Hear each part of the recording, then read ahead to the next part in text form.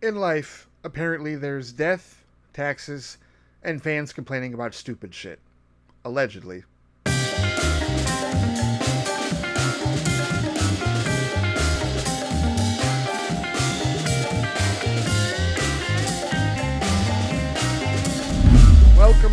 Welcome back to the FliteCast, a place where opinions aren't right or wrong, and where we can agree or disagree about movies, TV, and other assorted media because it's all subjective. My name is Ray. Thank you so much for joining me today.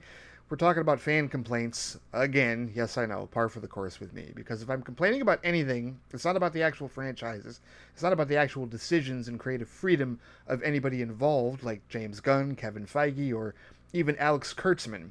No, it's really about the fans that whine and complain and bitch and moan about their decisions on a daily basis.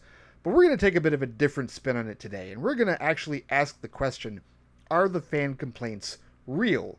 Because there is a school of thought out there that says they're not all real, and that what you're seeing on social media is just dead internet theory and bots and rage baiters that don't really care that much, but are acting like there is a big deal, and it's getting parroted by the usual suspects, IGN, Collider, The Wrap, and all the other Scooper Madness nonsense rags out there that want to make you believe that there's this giant outrage over whatever it is that you feel strongly about in whatever favorite fandom that you have, whatever favorite franchise that you have.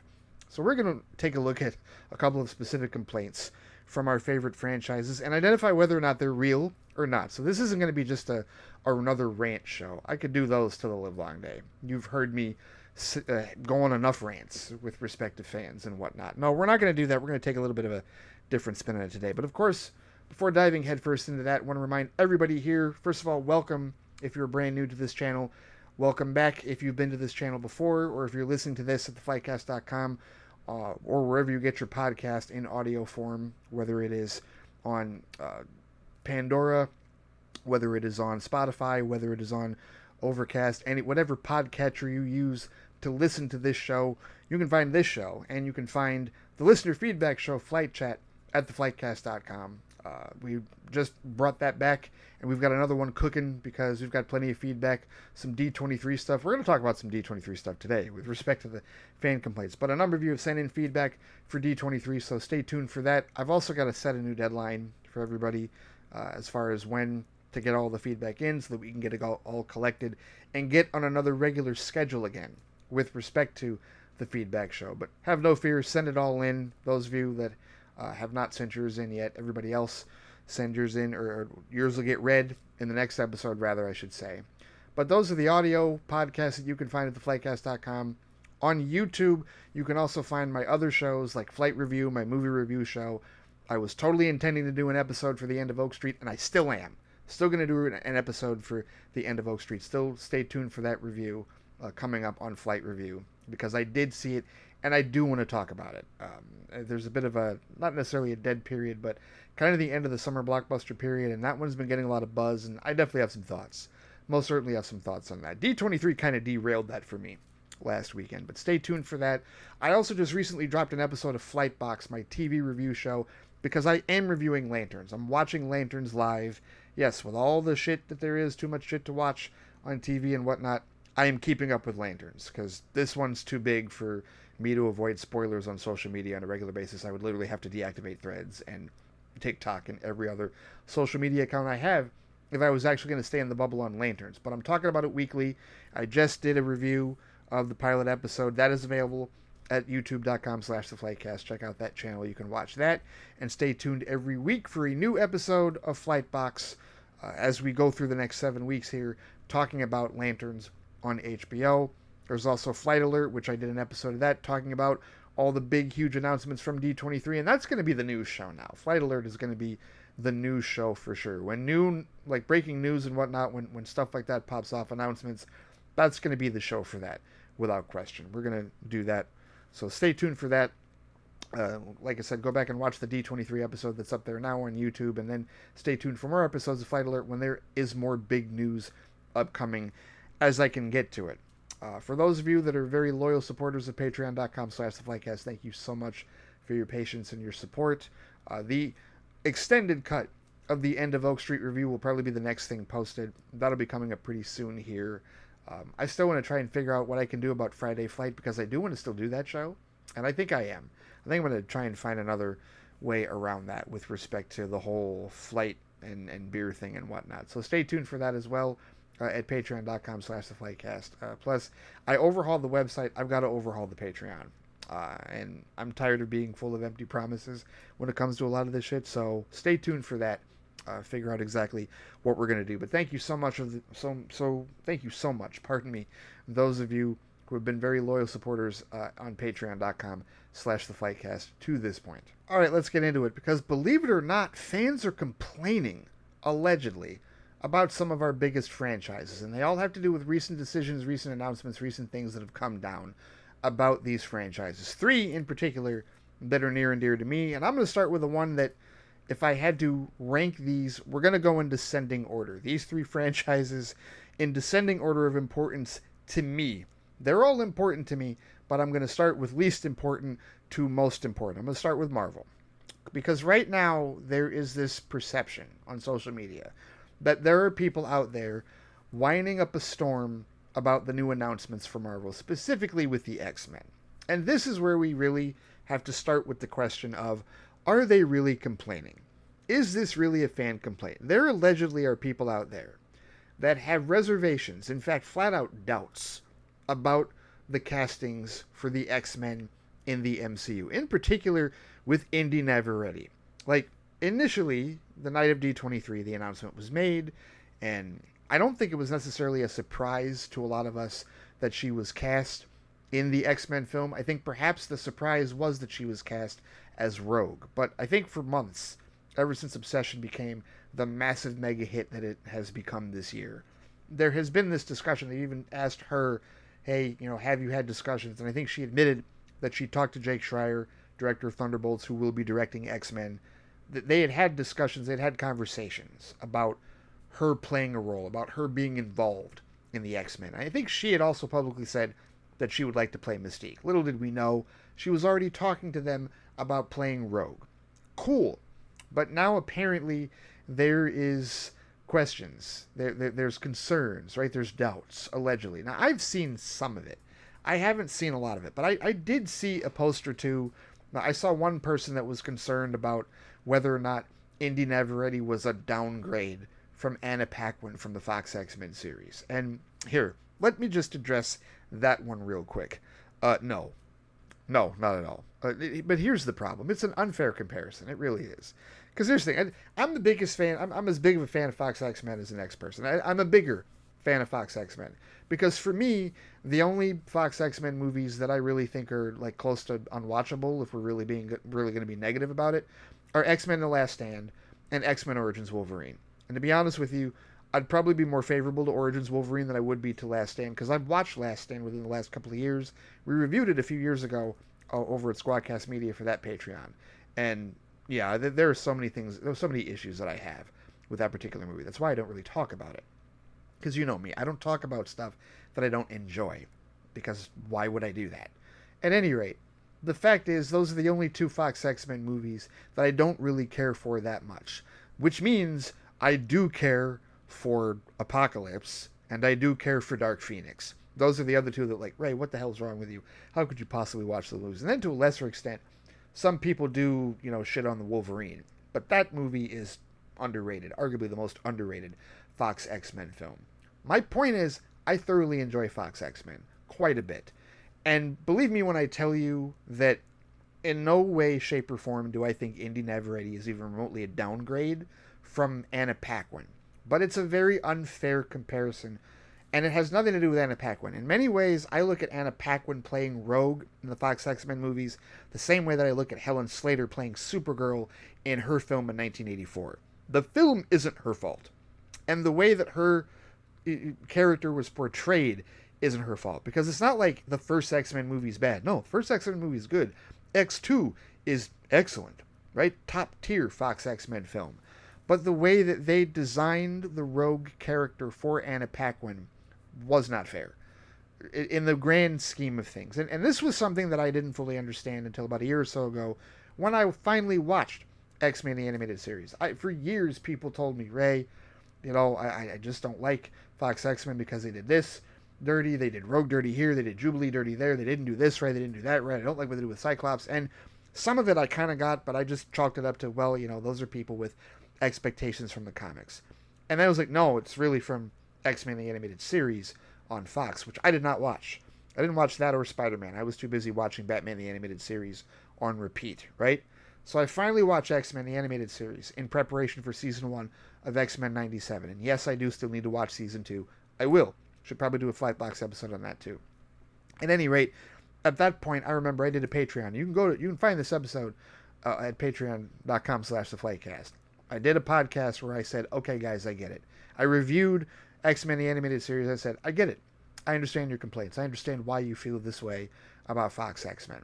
Because Rogue in that show is so vastly different and such a more vibrant character and has so many more layers to the character, which of course carried over into X-Men 97 Season 1, and I'm sure carries through to Season 2. I am in the bubble.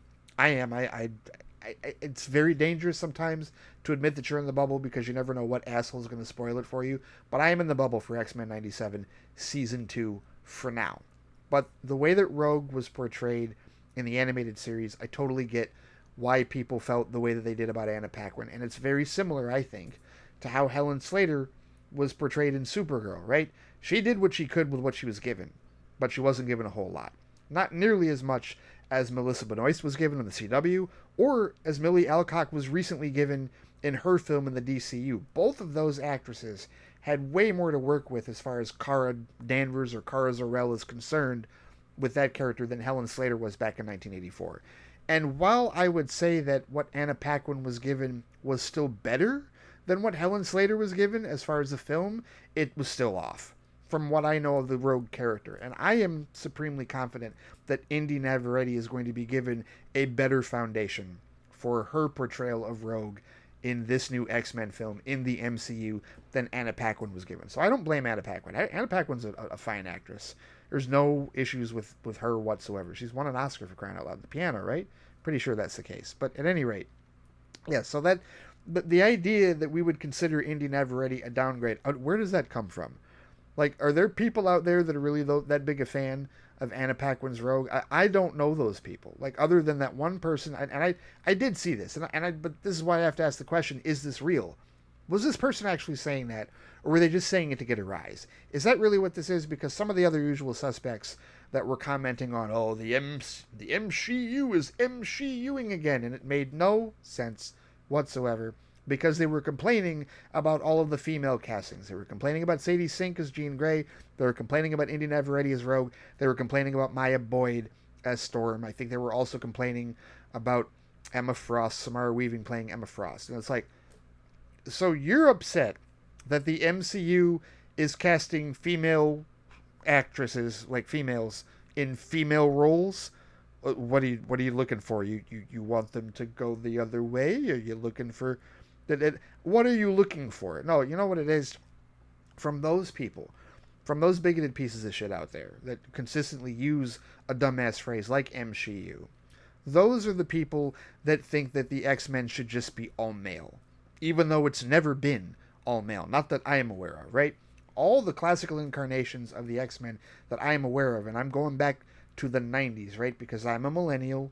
So really, I think it starts for us with the animated series. Who was in that roster? Storm was in that roster. Jean Grey was in that roster. Rogue was in that roster. Jubilee was in that roster. That's 4 women right there. And that's not even counting Mystique and Emma Frost and others and whatnot, right? Like, plenty of women represented in X-Men the Animated Series. What the hell is your problem? Oh, yes, that's right, bigots. You are afraid of women. You don't hate women. You're afraid of them. You're afraid of strong, independent, willed women, right? That's why you think everything is woke, because you see too many of them and they scare the shit out of you. So you see that there's at least 3 cast in the new X-Men movie, and that scares the shit out of you so much that you've got to come out with your MCU bullshit. Now, a lot of that is rage baiting, but it also comes from a place of hatred. It comes from a place of bigotry. And those idiots can just get blocked and dismissed, because it's not like their complaints and their concerns and their worries about, the great replacement theory, all the white men are being replaced. Yeah, whatever, dude. Go sit in your corner of insecurity and deal with the fact that women and minorities are important and deserve representation and are going to get representation whether you like it or not. So yeah, those people, dismiss their bullshit. But if you're really concerned about Indy Navarrete playing Rogue, why? Why are you concerned? And if you're somebody that hasn't seen Obsession, and you don't really, or you haven't seen Superman and Lois, right? Because this isn't even Indy Navarrete's first turn in a superhero like sense. She was in Superman and Lois for the first 3 seasons. She played Sarah. That's how I know her originally, right? Like the reason I wanted to see Obsession is because Sarah from Superman and Lois is in a movie, and the movie looked awesome. Let me check that out. Let me see how good she is. And she's amazing. She's utterly phenomenal. She deserves all the flowers she's getting. If I had any confidence in the Academy, I would think she'd get nominated for Oscars come award season, but I don't have that much confidence in the Academy, to be honest with you. We'll see. But, and she's just been aces in interviews, and I love her spirit. I love her energy. I love, like, what she's putting out so far as being a very genuine individual. And I don't see any reason to doubt her ability to play Rogue in this particular, in the MCU, in the X-Men film. And I also really hope, and I have to bring this up because, if we're talking about bigots, if we're talking about people that are afraid of women, I do have to bring up that I really hope that it's not because she's Mexican. I really hope that has nothing to do with that, right? She is a minority. She is. I think she's half Mexican, if I'm not mistaken. But either way, she's brown. And I hope that has nothing to do with it either. But you never know these days, right? The world that we live in, that most certainly could be part of it, right? If these are real complaints. It seems like they're stupid complaints. I mean, they're all stupid complaints. But it seems like this is just confined to social media bullshit and rage baiting, truthfully. And then I saw somebody say, oh, well, she's not tall enough for the role. So she's what, 5'1"? So she's short? Okay, well, again, if you see Obsession, I don't give a shit how short she is. She was very unsettling and intimidating at times in that movie. Ask anybody, and I won't spoil Obsession, even though I did review that as well. There's an episode of Flight Review available for that as well. But for those of you that have not seen Obsession, I tell you what, ask anybody that has seen that movie about the car scene. Go ahead. Ask them about the car scene. And then you tell me if the height of Indy Navarrete mattered at all in that scene, or in the scene where, the where she's standing in a corner watching an individual sleep, right? I'm being light here. I know Obsession's been out for months. I know most of you watching this have probably, or listening to this, have probably seen it already, but I'm just saying. Any questions or doubts about how Indy Navarrete can pull this off at her height? Yeah, okay.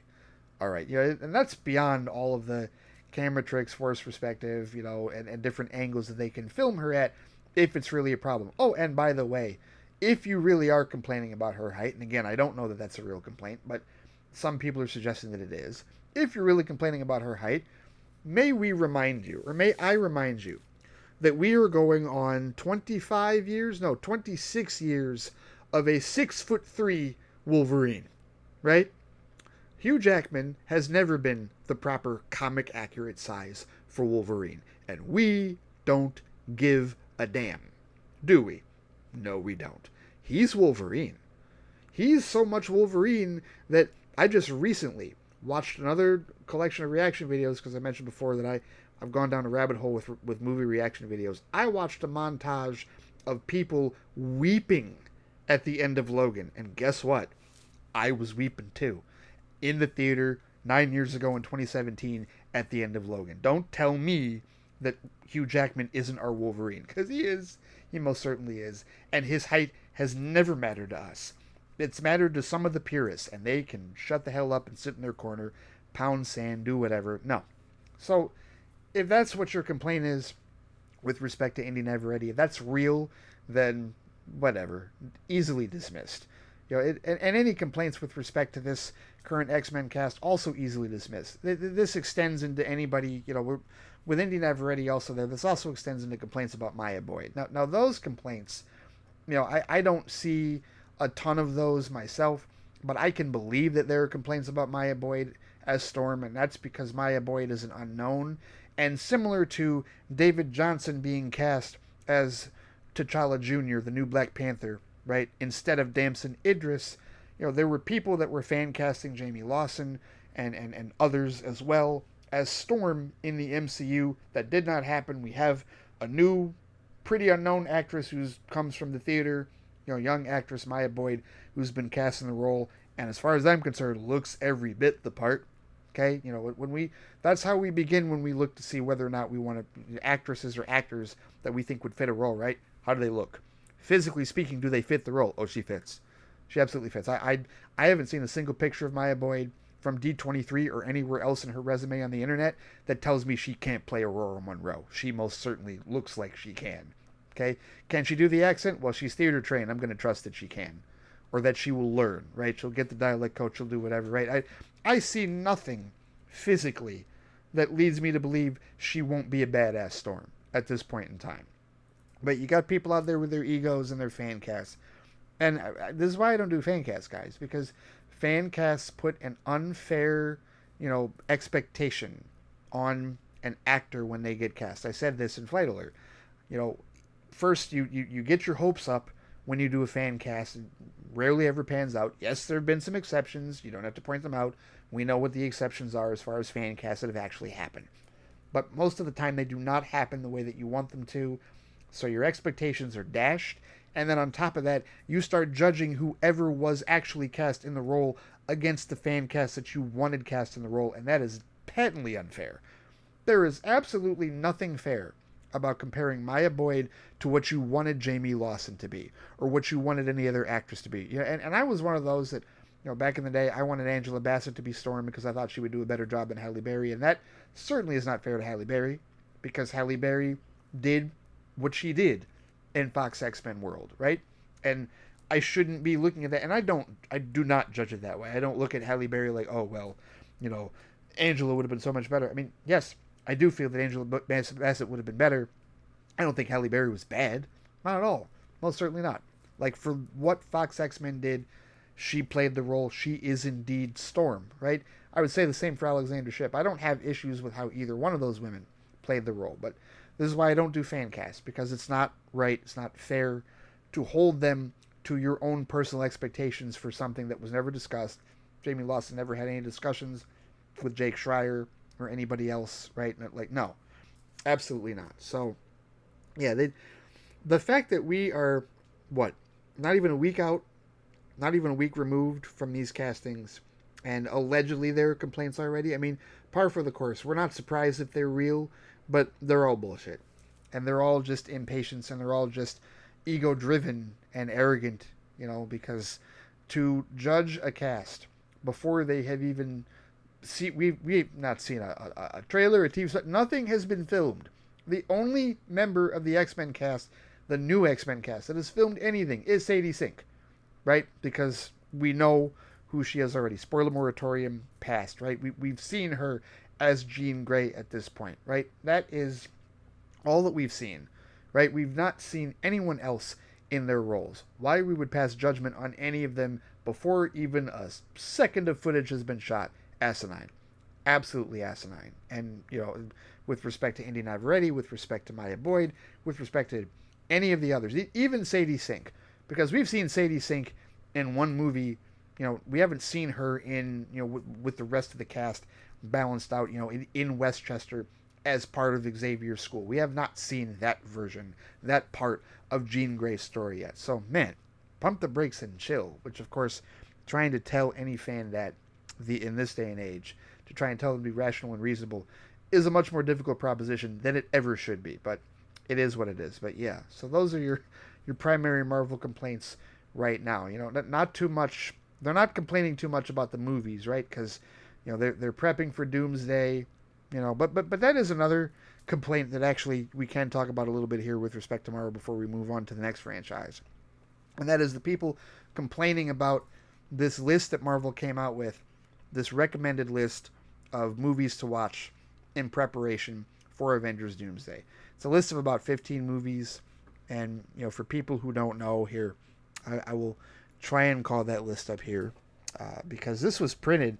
This was actually posted Here we go, Doomsday watch list. This was posted by more than a few outlets. I think IGN and like Collider and some of the others were there as well. But here are the projects that Marvel Studios has recommended that you watch in preparation for Doomsday. They say watch X-Men, X2, Captain America the First Avenger, The Avengers, Avengers Infinity War, Avengers Endgame, Loki, which I would take to mean both seasons, right? The whole show. Shang-Chi and the Legend of the Ten Rings, Spider-Man No Way Home, Black Panther Wakanda Forever, Captain America Brave New World, Deadpool and Wolverine, Doctor Strange and the Multiverse of Madness, Thunderbolts, and the Fantastic Four First Steps. Those are all of the projects within the 38 MCU films and 17 MCU television series, live action and animated included, that they recommend you watch in preparation for Avengers Doomsday. And the first comment that I saw complaining was, why wasn't the Marvels included? Fair question, right? People are saying that because obviously the way the Marvels ended, for those who saw it, Monica was stuck in another dimension talking to Beast, right? Like, we heard the X-Men theme, if I'm not mistaken, if I remember that correctly. And we know he's in Doomsday, right? Kelsey Grammer has been on stage with the rest of the cast. So we know that that's the case. So why not the Marvels for that one scene? Then some would argue, well, it's only for the one scene. The movie really didn't have anything to do with that. Well, maybe not. But people are complaining, one, about movies that have been omitted from this list. But the bigger complaint is that why should there be a list? Why should there even be a list for projects for people to watch in order to prepare for one movie? Well, that's overblown, guys. The homework problem in the MCU has been massively overblown for years. Because here's the deal. If you're a fan of the MCU, you've already seen most of these movies. If there are any that you haven't seen, well, that's on you. Because it's been 18 years. And if you're a fan of the MCU, you've known about these movies and you've just actively decided not to watch them if you haven't yet already. Or you've already watched them and you don't need this list. So the people that you're worried about that would need this list is the general audience, right? The general audience doesn't care about this list, by and large. The general audience is not nearly as invested emotionally in these superhero movies as we are. Therefore, they pick and choose whatever ones they are fun for them to watch. And they move on. I have brought up my coworker, Diana, on multiple occasions. I will bring her up again. Because once again, this is the woman, this is the member of the general audience that breaks your brains. Because she is as general audience as they come. She's seen Marvel movies. Not all of them. But she's seen Marvel movies. But she is hardly a superhero fan in that regard. She doesn't dislike them. But she has seen them. Her husband is very much the big fan, right? Like, he's the one, like, he's one of us.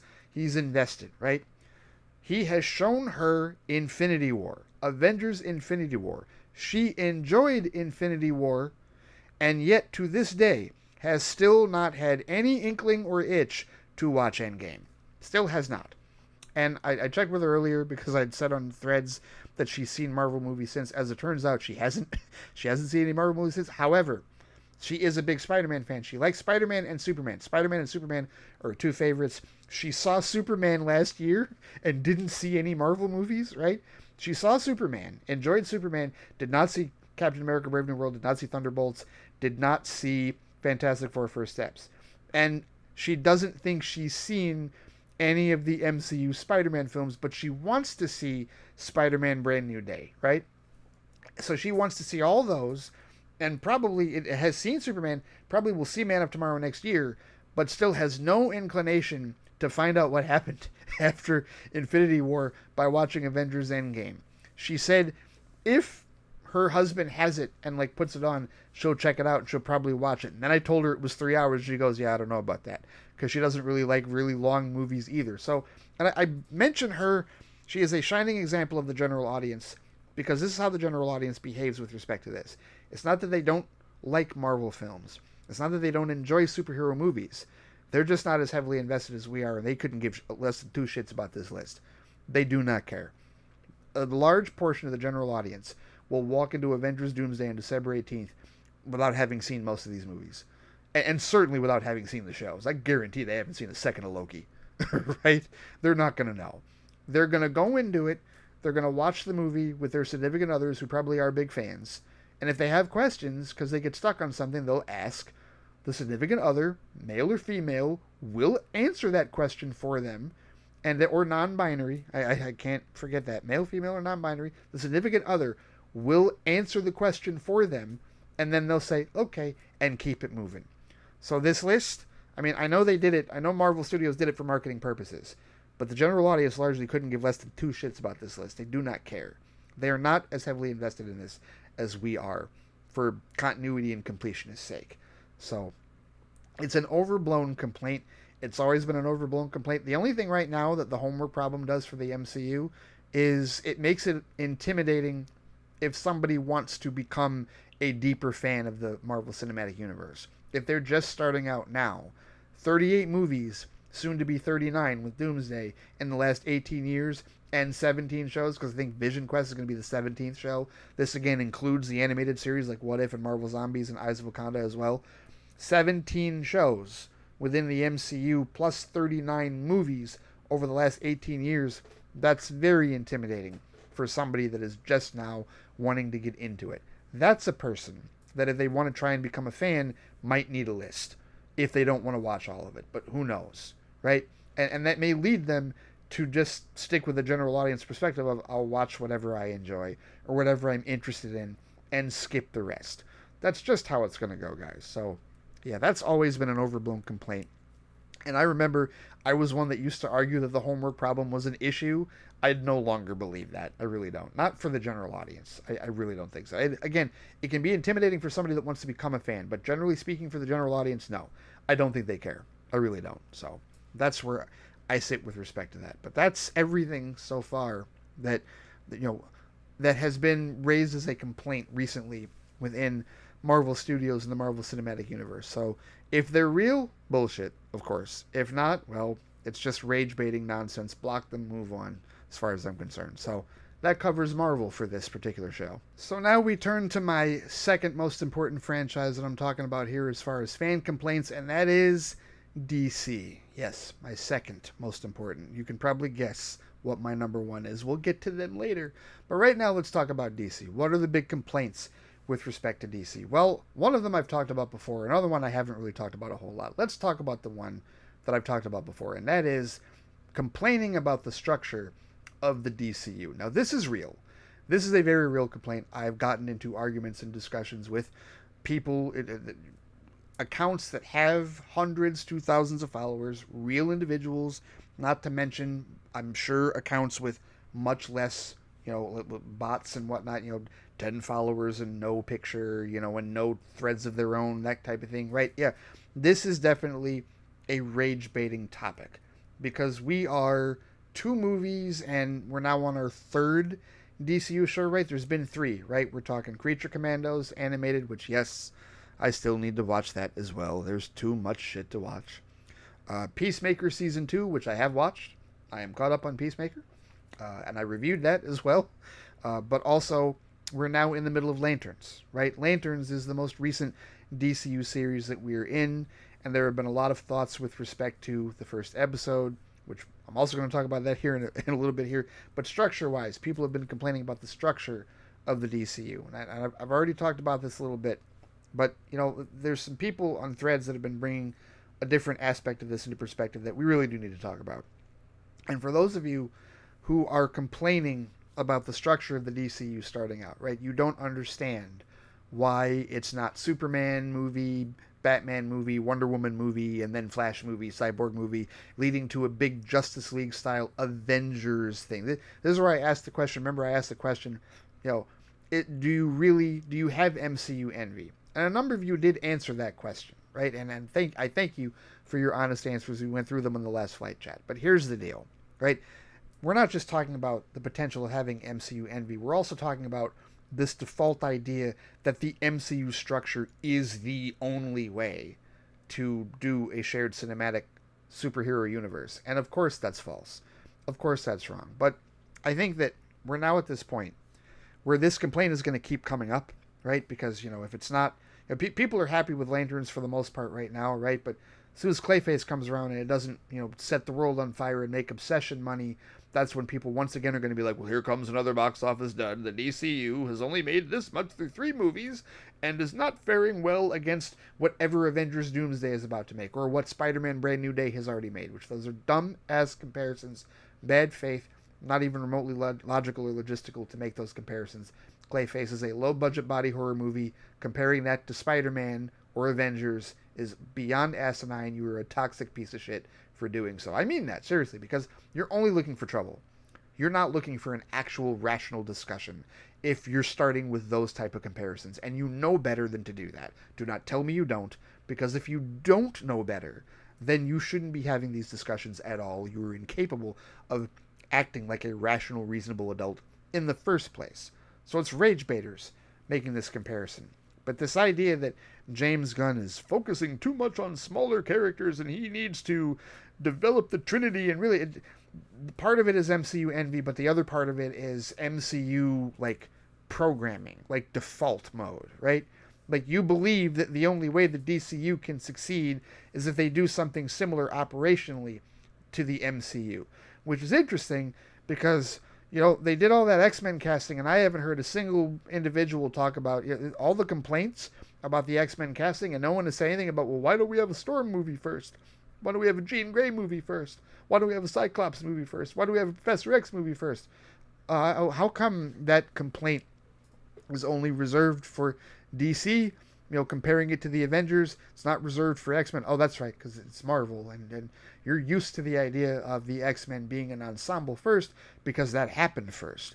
You saw X-Men ensemble films before you saw Avengers ensemble films, so in your brain, you're already programmed to accept the X-Men as an ensemble without solo movies setting everything up. You're not programmed for that with the Avengers. With the Avengers, you're programmed to believe that, you know, by default, you need solo movies for that. And so because of that, you now think that the Justice League has to be assembled the exact same way. Wrong. It does not have to be the exact same way. Now, you can have the opinion, right, and that's not right or wrong. You can have the opinion that it should be that way. But James Gunn is not in the wrong for how he and Peter Safran are constructing this universe. We don't know what their ultimate plan is as far as the Justice League is concerned, but they want the DCU to distinguish itself from the MCU, and this is how they're doing it. You don't have to like that there's a Clayface movie coming out in October. You don't have to like that there's a Jimmy Olsen show, and that's really where we get to the crux of our complaint here.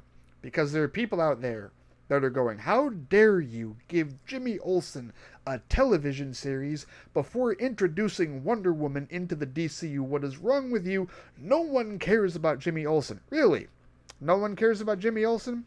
I seem to recall 10 years ago, when an Ultimate Edition of a particular film called Batman v Superman Dawn of Justice was released, I seem to recall that a decent amount of fans, and I do mean a loud, vocal portion of the fan base, was irate at the idea of Jimmy Olsen being killed in that movie. I mean, all of a sudden, out of nowhere, you would have thought Jimmy Olsen had a massive fan base. We're talking like Iron Man post-2008 size fan base, right? Jimmy Olsen became a poster child for attacking the evil Zack Snyder. How dare he? He doesn't know what to do with Superman. He has no idea what to do with DC characters. They need to strip him of his abilities to tell any DC stories because how dare he disrespect Jimmy Olsen. That was 10 years ago, guys. What happened to all of your love and respect for Jimmy Olsen now? Where is it? He's getting a show. And mind you, this isn't like he's just being plucked out of nowhere, right? He was in Superman. He was a critical part of the Superman film last year. Like, he was an important character. And I mean literally an important character, right? Remember how the plot of Superman goes? Remember how it's not really Superman that takes down Lex Luthor? It's the Daily Planet staff that takes down Lex Luthor, right? Part of that is because Jimmy was dating Eve Tessmacher.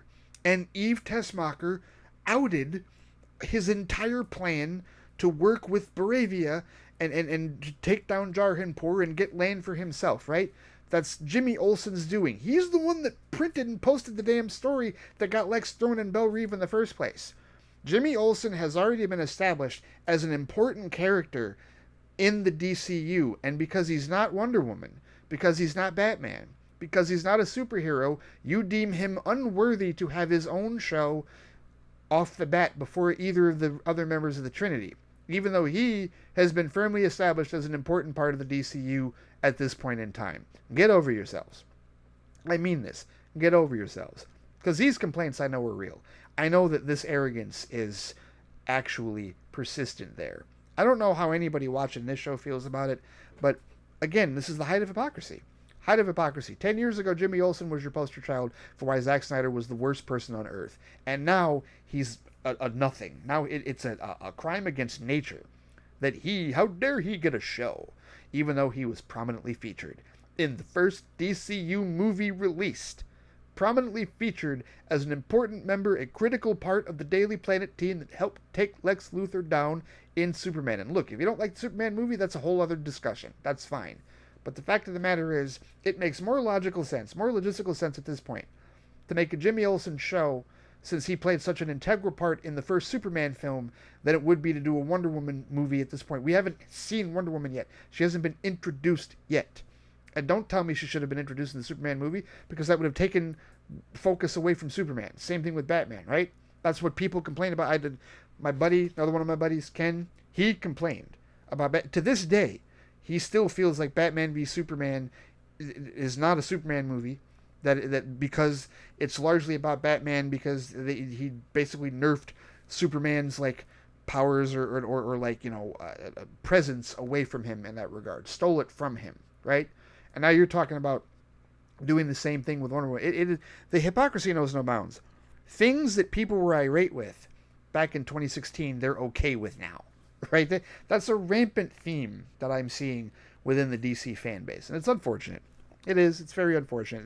Those ones I know are real. That particular complaint I know is real with respect to the structure of the DCU. You do not like that we're not starting with Trinity first, because you want MCU structure in your brain. You think that MCU structure is the best way to go.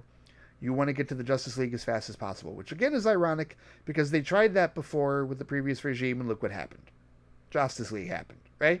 But with respect to the thing that we really need to like start thinking about and assimilating as a thought process, as a discussion point with the DCU structure, is the idea that this is going to look, or at least should look, a lot less like the MCU and a lot more like Star Wars, right? Somebody even brought this up, and I forget who said this on Threads, but somebody basically said Lanterns is our Andor.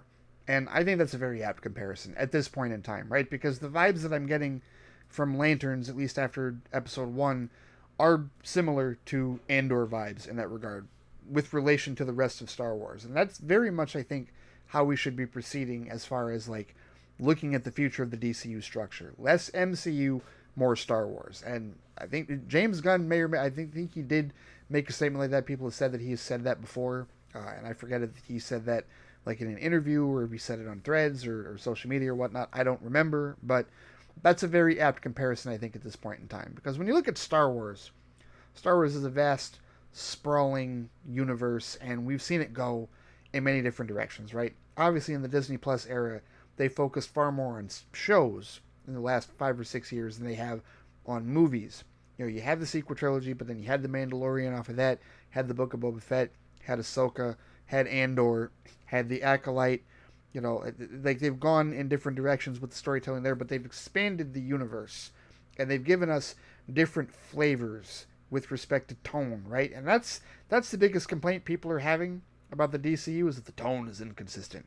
How is this building to a complete universe? And I talked about James Gunn's direct response to that in Flightbox, in my review of the first episode of Lanterns. But I think that we really need to start thinking about the DCU in those terms. The structure is going to be much more like Star Wars than it is going to be like the MCU. And you may not like that.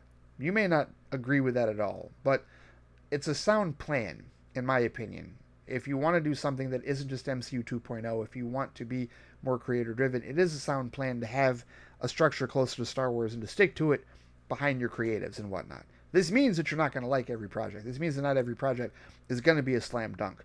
So, for all the people that seem to be under this mistaken belief, whether it's rage bait or not, that Supergirl has already torpedoed the universe, oh, please sit the hell down. Seriously. I mean, Supergirl, it's interesting, that movie has gone through, I mean, that has become a whipping boy for so many people that A, hate James Gunn, B, don't like DC, and C, just want to complain about whatever, right? Supergirl is like the poster child for, oh my goodness, what a horrible thing, what a terrible thing, it's destroyed this franchise before it's even begun, right? And that's before getting into the misogyny. That's before getting into the people that for some reason seem to dislike the idea of a strong woman destroying human traffickers. I don't know why anybody would be against that. That should be a universally accepted plot device.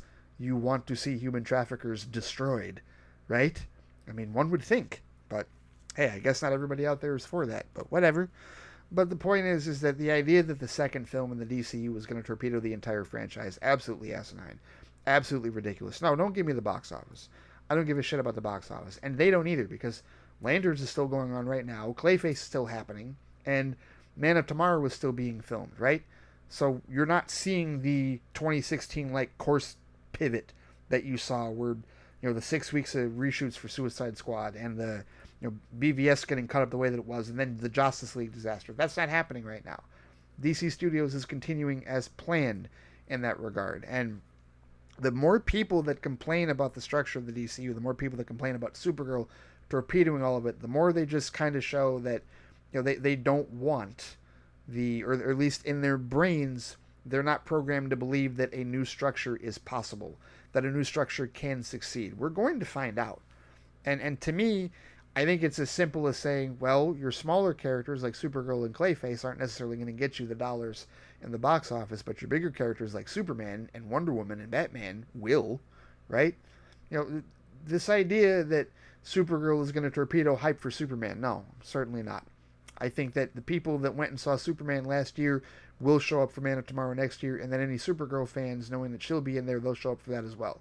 I think Man of Tomorrow definitely, I mean, the expectation is for it to make more than Superman, but I definitely think that there's a path for it to do so in that regard. And so the complaints this early about the structure of the DCU are just really illogical and unfounded. They really are. Like, you can't just sit back and wait and let it play out. And we're in the middle of a sweet spot at the moment. I know that there's some people out there that are complaining about Lanterns. Those complaints, I think, are false. I think that that's rage bait. I think anybody complaining about Lanterns right now is doing so to be provocative. No, it's HBO quality Sunday night programming. No, it's gotten that high ranking, that high tomato meter, like on the Hell site, with the critics and the audience for a reason. Okay, no, I don't believe complaints about Lanterns right now are real. I think they are almost entirely rage bait in that regard. So I will answer that question with respect to that. The Jimmy Olsen complaints are real, but the Lanterns complaints, not real at all. The Jimmy Olsen and Supergirl complaints, real bullshit. The Lanterns complaints, not real. No, I if there's anybody out there that legitimately feels that way about Lanterns, they should just stop watching television. It's not for them. Or, I tell you what, they should accept the fact that Lanterns is not for them. Because it's not the same tone as Superman. It's not the same tone as Supergirl. It's not the same tone as Peacemaker. It probably isn't the same tone as Creature Commandos. I'll find that out for sure after I finally watch it. It's a very different tone, but that's the point of the DCU, is you're supposed to get different flavors, different tones happening in the same universe that all intertwine in some fashion through the storytelling and the characters, not necessarily through an Infinity Saga or a multiverse saga or a mutant saga necessarily, right? And I feel that we should most certainly give James Gunn and Peter Safran a chance to see how this new structure works. And whether you believe this or not, it is in the best interest of the current ownership of Warner Brothers and the potential future ownership of Warner Brothers, whoever it is, for DC Studios and the DCU to succeed. Because if for whatever reason it doesn't, you're not going to see a third attempt at a cinematic universe like this. What you're going to see is 10 years of Batman movies. That's what you're going to see. Because at some point, if a second shared cinematic universe attempt fails, and when I say fails, I mean the studio decides to cut bait of it and go in a different direction, which would mean that Gunn and Safran would be fired. DC Studios would be placed under somebody else's purview, and then they would just decide what they're going to go for. They're not going to try and do all this shit over again. No, they're going to do Batman movies for 10 years. Because somebody in that executive room is going to go, well, what have we got we've tried this shared cinematic universe thing like twice in the last 10 years and it hasn't worked out. What do we have that we know will work out? Well, Superman sells. Well, yeah, but who sells better than him? Batman. All right, let's go back to Batman. We were at our best when in the Dark Knight trilogy. Everybody talks about the Dark Knight trilogy. Christopher Nolan. Come on, look at the millions that he made. There we go. Let's go back to Batman. Look at how much the Matt Reeves, he's got what he's doing, right? Let's continue that forward. Even if Pattinson is done after the third movie, let's keep it going, right? That's what will happen, guys. So for those of you, for anybody out there actively rooting for the failure of the DCU, you're rooting for 10 years of Batman movies, because that's what we'll get. That is what we will get by default if the DCU fails. So I wouldn't be rooting for that failure. David Zaslav is not rooting for the failure of DC Studios or DCU. It will not benefit him whatsoever if that franchise fails. It won't benefit the Ellisons either if and when this deal for Paramount to get them it happens at all. It is not in David Ellison's best interest whatsoever for the DCU to fail. It just isn't. Not from a business standpoint, not from a logistical standpoint. So whatever socioeconomic excuses and laziness you want to put into it, and I've said that before, guys, that all of these political hot buttons that you want to hit with respect to what you think will happen to DC Studios and the DCU, no, it's all about the money. Follow the money. Follow the greed. That is what will determine what happens. And they want money from Man of Tomorrow. They want money from the Wonder Woman movie. They want money from the Batman movie. They want money from Supergirl and Lanterns and Creature Commandos and Peacemaker on HBO Max. They want that revenue. They want those subscribers. They want the DCU to succeed, not fail. Okay, it does not matter like what all the political machinations are. At the end of the day, it's about the green. That's the color that means more to them than either red or blue. Period. So, take that for what you will, guys, with respect to the complaints and whatnot about DC Studios and the DCU. So, that answers that for this particular, until we get some more concerns or complaints with respect to DC Studios and the DCU. All right. Now to the piece de resistance, the franchise that matters the most to me that I'm going to talk about with respect to fan complaints today, and that is, of course, Star Trek. Because, and this is a weird one for me, because I'm at a point right now where I am behind on Strange New Worlds. And I mean, I'm behind. Like, the last episode of Strange New Worlds that I watched, I will admit here on this show, was Season 3, Episode 4, Space Adventure Hour. Right? The episode where there was the holodeck program that La'an was in, that was like a fictional, like a farcical type of, like setup for the original series, right? As far as like the actual production setup and everything and the intent, right? That was the last episode of Strange New Worlds that I saw. And so you might be thinking, well, Ray, you can't possibly like Strange New Worlds that much because you're that far behind. No, if you've listened to this show, if you've paid attention to any of what I've said, you know good and damn well that I've said on many occasions and will say once again, there's too much shit to watch. There is. Anthony has been trying to get me, Anthony Dorsey, one of our feedback experts over the last number of years here at the FliteCast, has been desperately trying to get me to watch Doctor Who for the last 3 or 4 years.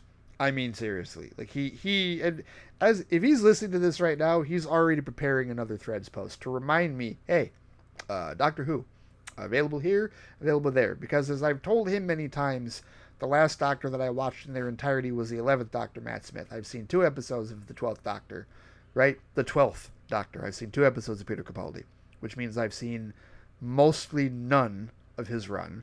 I have seen none of Jodie Whittaker's run. I've seen none of Ncuti Gatwa's run.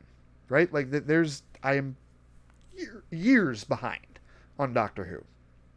I am behind on so many other shows, right? Shows and movies that I have not watched, and I don't know where to begin.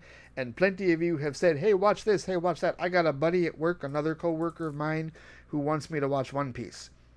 And he's like, it's okay, it's only 1 season, because he talks about it, like, 1 season, but it's 1,100 episodes, because they don't do seasons like that, or didn't do seasons like that in Japan. It's like, okay, yeah, there's a lot to watch. So I got behind. MCU, bring Marvel back up for a second, just to give you an idea of why I haven't got caught up on Strange New Worlds. Do you know that, like, there's like 3 or 4 shows in the MCU, including Loki Season 2, that I haven't watched? And now, because of Vision Quest, I now have to make certain that I watch Agatha All Along before Vision Quest, because apparently that's considered a trilogy with WandaVision, right? WandaVision, Agatha All Along, Vision Quest, that's a trilogy now. And people on the internet claim that there's going to be some threads from Agatha All Along that are going to be in Vision Quest. Okay, fine. I have until October to watch it. Great. When the hell am I going to find time to watch any of this shit? So yeah, that's why I'm behind on Strange New Worlds. It is absolutely has nothing to do with the show itself or lack of interest in the show. I love Star Trek. Okay, I've been an avid Trekkie, because, yeah, I'm going to go ahead and say this too. I know that there's been this debate over the years about Trekkie versus Trekker. I don't give a shit. I don't. Personally, I like Trekkie better as a word, as a term to use. I don't care.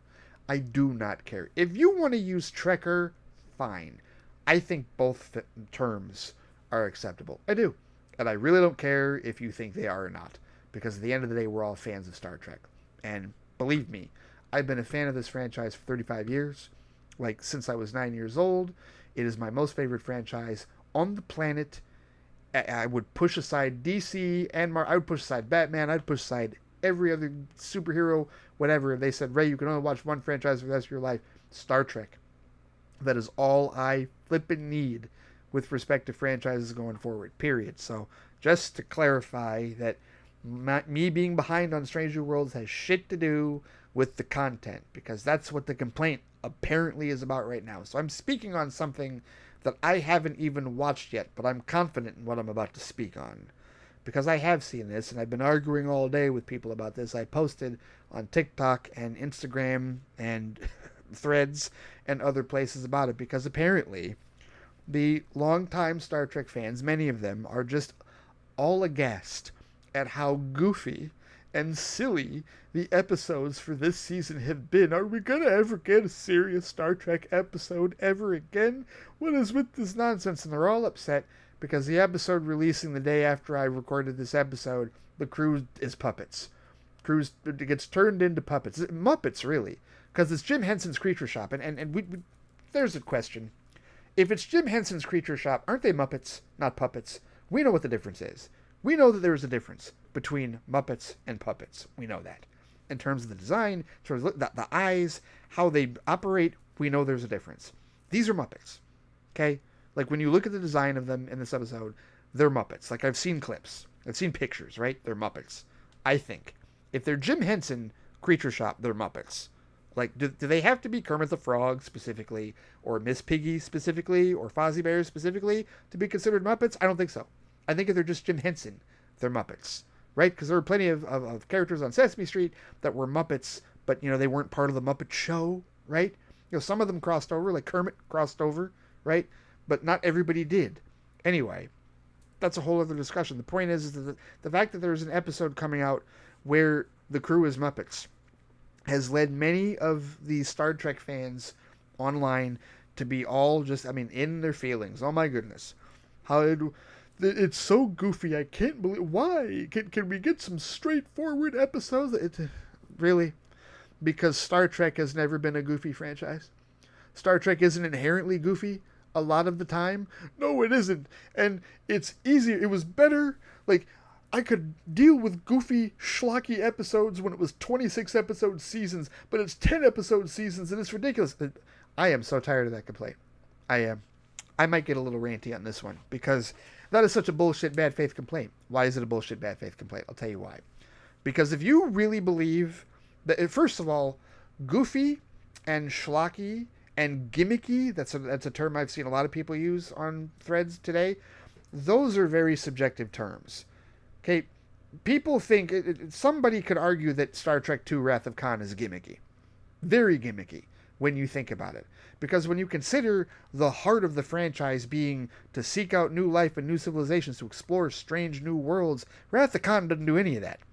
Wrath of Khan took a villain from the first season of the original series, gave him some angst of 15 years against James T. Kirk, and made a submarine war film in space with creepy crawlies that go into people's ears and control their brains by wrapping around the cerebral cortex and doing a whole bunch of action-y shit that was the polar opposite of Star Trek the Motion Picture. Do not tell me that that can't be considered gimmicky. Because subjectively speaking, someone could consider that gimmicky. And there are Star Trek fans that will die on the hill of Wrath of Khan being the best movie in the entire franchise. And yet, you could absolutely make a subjective case that it's a gimmicky as hell movie. You can. And I don't care how much that makes a Trek fan's skin crawl. Subjectively speaking, that argument could be made. Am I making that argument? No, I'm not. But someone could. So watch it when you start calling certain episodes gimmicky, right? Any episode in Star Trek could be considered gimmicky. There are entire members of the general audience that consider the entire franchise of Star Trek gimmicky. Okay? So get off your high horse with respect to gimmicky episodes in a season of the show. And this complaint about 26 episodes I can deal with gimmicky and ridiculous silliness, not 10 episodes because it can be spread out more. That suggests that Star Trek has been a deadly serious show all the way through. Wrong. Now that one, look, subjectively speaking, like, how do you make that argument in that regard, right? Maybe without the whole right or wrong thing, push that aside. But with respect to the actual content of Star Trek as a franchise, tell me what was so deadly serious about a good portion of the first 2 seasons of TNG. What, the clip show where Riker got infected by a claw on a log and was hallucinating like the first 2 seasons of the show in clip season format as he was dying? Oh yeah. Yes. Riker was dying. Of course it was serious. Yeah, okay. It's a clip show. It's arguably the worst episode of the entire show. Seriously. What about the Royale? That was season 2. That's the one where they got trapped in that recreation of a book, a really bad book where they were in a hotel with a casino and they had to be the foreign investors, and Data had to rig the dice so they could win at craps and get enough money to buy the hotel, and that was the only way that they got out. That was an hour-long episode. That was the entire flippin' episode. Really. Why are we taking Star Trek so deadly seriously? What is this? When did we get a 10-foot stick up our ass with respect to Star Trek? The franchise has always been lighthearted and goofy a good portion of the time. Not 4 or 5 episodes in a 26-episode season. Because, again, it's subjective. It's all subjective. I will find the goofy. Okay, I brought up Rascals, right? Rascals, the episode in Season 6 of TNG where a transporter accident turns Picard, Keiko, Guinan, and Ro into children. And not only does it turn them into children, but before they can turn them back into adults, the ship gets hijacked by Ferengi. Not Klingons, not Romulans, not even the Borg. Ferengi. Rogue Ferengi in stolen Klingon birds of prey. Brel class. I'm getting geeky here. Brel class is smaller than Covert class. Brel class. Ferengi take over a ship. A Galaxy class starship. They take it over and they wish to beam all 1,014 people to the planet to mine, Vendorite? As slave laborers. Ferengi. And Kid Picard and Kid Keiko and Kid Guinan and Kid Ro have to join forces with Alexander and the other children on the ship in order to enact a plan to save everyone using kid means, and the belief that the Ferengi don't know who they actually are, because they don't, and that they're children of other people. There's a point in the episode where Picard literally throws a temper tantrum so that he can get them to take him to Riker. Seriously. Like, this is in Season 6 of TNG, and your argument is that, it was a 26-episode season, so the other 25 episodes were serious. Oh, really? Because I remember, and somebody brought this up as well on Threads, the week after that episode was the one where Troy and Worf had to go rescue Alexander in a frozen holodeck simulation that turned everybody in the town into Datas. It's literally called A Fistful of Datas. He was the gunslinger's son. He was the sheriff. She was the sheriff, pardon me. But he was at one point, Brett Spiner cross-dressed, had a dress on, and was like trying to come on to Worf, whatever, as like a town hooker or something. Like, seriously, guys. Why are we acting like Star Trek has been deadly serious for that long? It has not. Okay, look, they're heavier episodes, okay? they're action-packed episodes, right?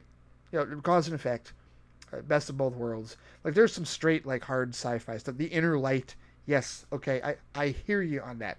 But, man, there's been plenty of goofy shit.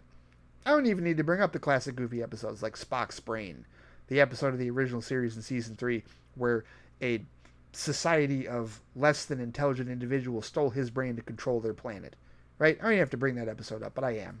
I don't have to bring up Threshold. The one where, the Voyager episode where Janeway and Paris turned into salamanders because they went to Warp 10 and had sex with each other. And had children as salamanders after going Warp 10. I don't need to bring that up, but I am bringing that up. And don't give me this shit about, well, that's an incredibly low bar. No, it's not a low bar, because those are only those episodes. Okay? If I bring up the Barclay Protomorphosis Syndrome episode, Genesis, where because of a T cell, like a rogue T cell in his biome, or like in his body, he infected the Enterprise with a virus that made everybody de-evolve, turned Worf into a beast, turned Troy into a frog, turned Riker into a Cro-Magnon, and you'll look at that and go, well, that's a horror episode. It's crazy. It's silly. Somebody could say that's silly. Somebody could say the episode Emergence, where the Enterprise grows in intelligence, is silly. Like, there are so many definitions to the word silly that you complaining that much about Strange New Worlds is asinine. Beyond asinine. It's your business. If you want to be a miserable POS about it, that's up to you. But man, unbelievable. This idea that Star Trek has been so incredibly serious the majority of the way. Need I remind you, here, I told you about how Wrath of Khan could be considered gimmicky because of its premise relative to the rest of the show. What about the other Star Trek movie from the original series crew that is hailed as one of the best, right? Star Trek IV: The Voyage Home. Remember that one? The one with the whales? Remember that one?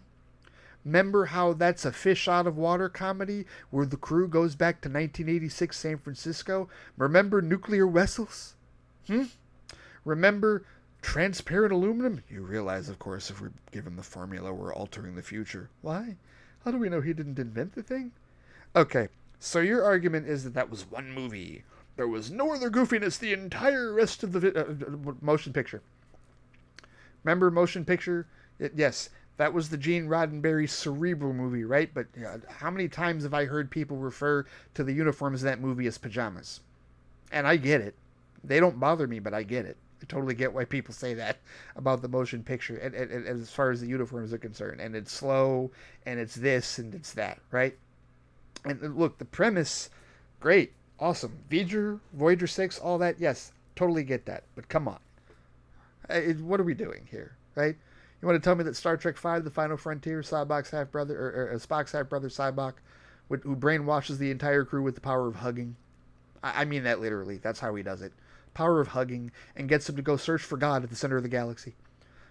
Past the Great Barrier. No ship has ever gone into the Great Barrier. No probe has ever returned. They get through it in a minute and a half. Really. Ray, you're setting such an incredibly low bar. No, I'm telling you what the franchise has always been, guys. Star Trek has always been goofy.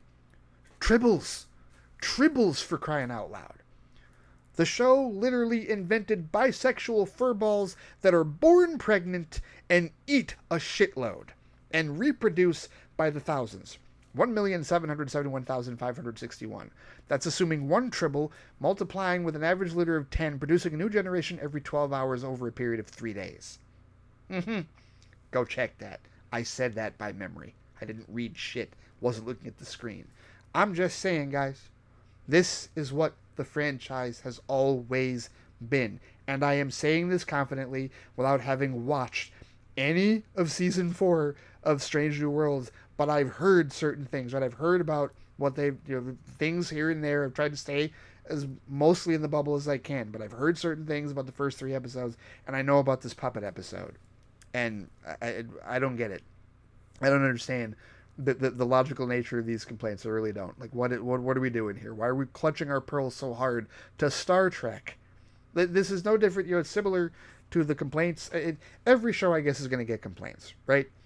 TOS obviously got complaints originally because it wasn't that popular at the time. It got popular later in syndication. TNG got complaints because we don't want a replacement for the original series. DS9 got complaints for being the red-headed stepchild of the franchise. Voyager got complaints because, I don't know, they're out in the Delta Quadrant or whatever. It's just lost in space, right?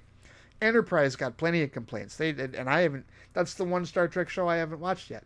But I've heard about all the complaints, numerous complaints that show has gotten, when it was out. Discovery, certainly, a litany of complaints. Oh, it takes itself too seriously.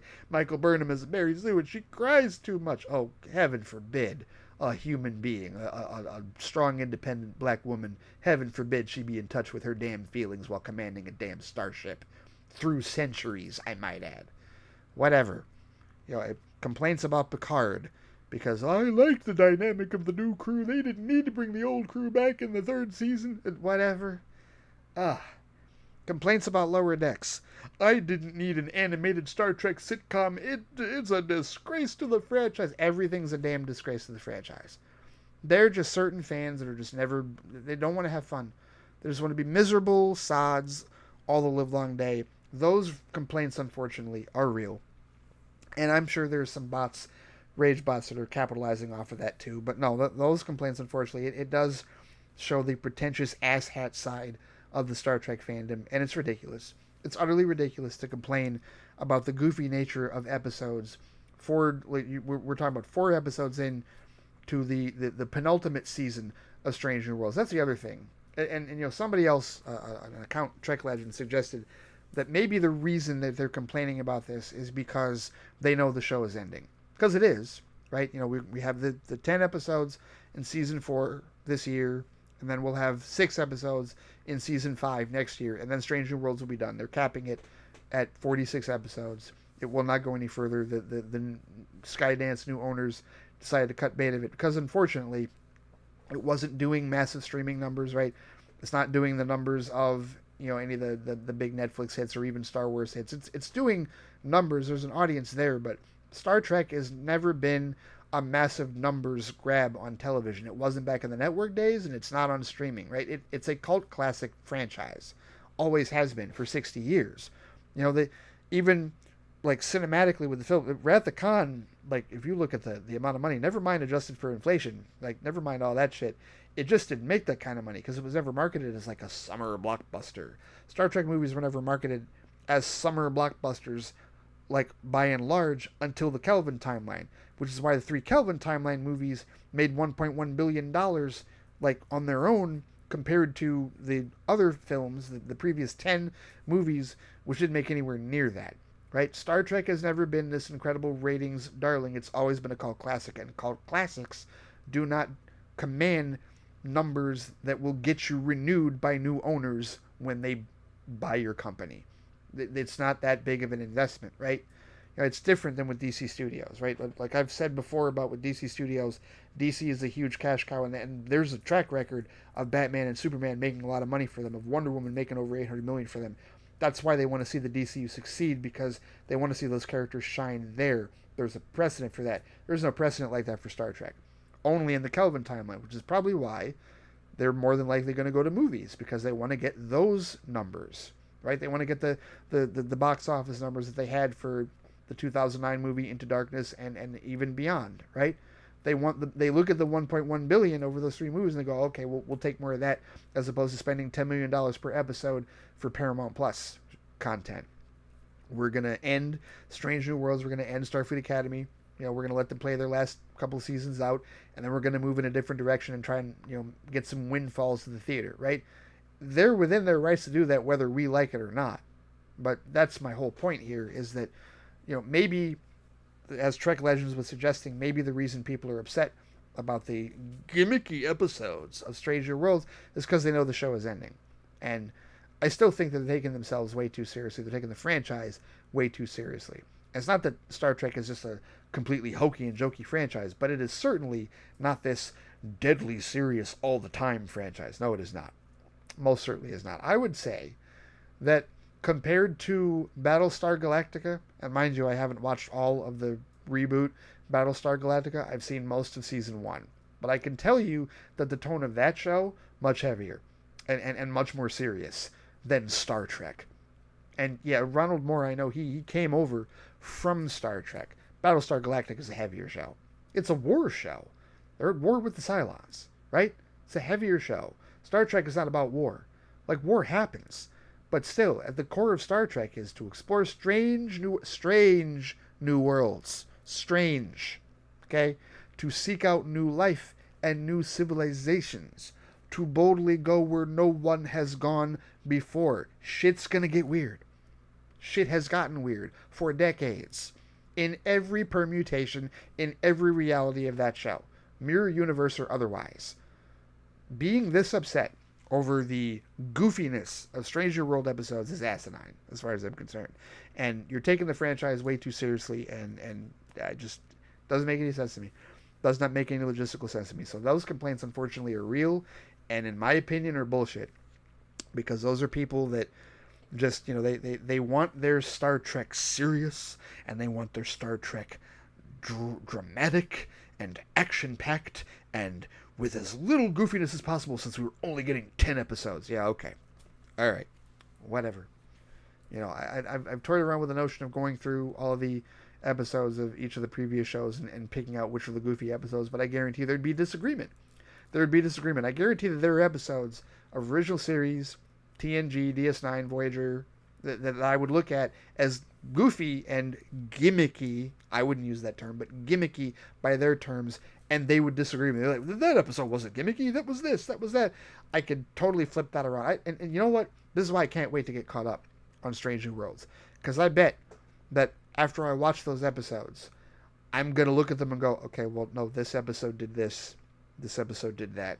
I already, again, with the limited knowledge that I have of, trying to stay as spoiler reverse as possible, with this season of Strange New Worlds, limited information I have tells me, oh no, they've done some things. They did some stuff in this episode, they did some stuff there. Like, I just have that feeling. I do. I know this franchise so well. I do. It's my favorite franchise on the planet. And I just have that feeling that after I watch these episodes, after I get caught up, which hopefully will be before this season ends, that I am going to even further disagree. And I'll have ammunition this time, right? Like right now I'm just doing it based on, the history of the franchise. But I just have that feeling. I'm going to watch those episodes of Strange New Worlds, and I'm going to be like, okay, well, you know what? I'm going to have notes. I'm going to be like, okay, no, this happened, and this is where this is. I tell you. Why are fans so miserable? Why do fans wish to complain about every damn thing these days? I don't get it. I don't know why misery and rage bait are all the big hot button things right now. I don't know why that gets more attention. Why does that get all the followers? Why does that get all the clicks, right? Why does everybody want to be depressed and pissy about Marvel, DC, or Star Trek and Star Wars? Shit, I haven't seen any complaints about Star Wars lately because we haven't gotten in. There's not an active show right now. There's nothing active for them right now to be upset about. Like even with the D23 announcement, they were like, okay, whatever, no, we'll complain more about Marvel than we will about Star Wars, that type of thing, right? Just, man, fan misery is something else, and it really is a scourge. It's really unfortunate, but yeah. But that was the bulk of what I wanted to talk about with respect to fan complaints, and just try and take a somewhat different spin on it with respect to, are they real or are they not? And, like, are there things that, like, what IGN saying was like, well, there's controversy over this, there's controversy over that. Some of it, yes, but not really controversy. Like, I think it's definitely overblown. I think all of these are overblown, and I don't think any of them are crippling. Like, I don't think any of the controversy over X-Men is crippling. I don't think any of the controversy over the DCU is crippling. I don't think anything about Star Trek is crippling. I just think that people love whining on social media when they don't get their way, because at the end of the day, it all boils down to that one sentence: they didn't do what I wanted them to do. That's all it is. That's all it is. So, whatever. We press on. We move forward. And that will officially do it for this particular episode of the FliteCast. Thank you so much for listening. Thank you so much for watching on YouTube. Let's talk about this, guys, right? We talk about fan behavior and fandom stuff all the time. Let's talk about any of these complaints. Are you hearing and seeing the same stuff that allegedly has been happening? Are you hearing the complaints about Indy Navarrete and the X-Men cast? Are you hearing complaints about the structure of the DCU? I know you are. I know you are. I know we're seeing that, right? We're all seeing that. And the Star Trek stuff, too. Are you seeing the complaints about Strange New Worlds episodes being way too goofy and gimmicky? Let's talk about it. Let me hear your thoughts. Let me see exactly what it is that you think. Let's talk about this. Let's get the feedback going. If you're on YouTube watching this, after you hit like and subscribe, go ahead and post in the comments section what your thoughts on any of these complaints are, or any other thoughts that you might have with respect to movies, TV, and other sort of media. Go ahead and hit the comment section up for that. Otherwise, you know where to find me on Threads and on Instagram at the FliteCast, on Blue Sky at FliteCast. There's also the FliteCast Facebook page, and of course, I can be reached by email at ray@theflightcast.com. We'll get this conversation going in the next episode of Flight Chat. And also, before I forget, once again, I'm on TikTok. I keep forgetting to mention that the FliteCast is on TikTok, and I am definitely posting more often there. I've got more than a few videos up now, and trying to get into a habit of posting daily on that particular site, along with Instagram and YouTube and Threads and whatnot. So stay tuned.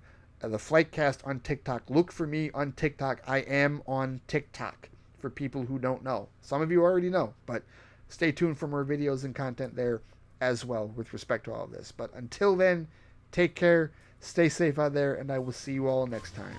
Take it easy.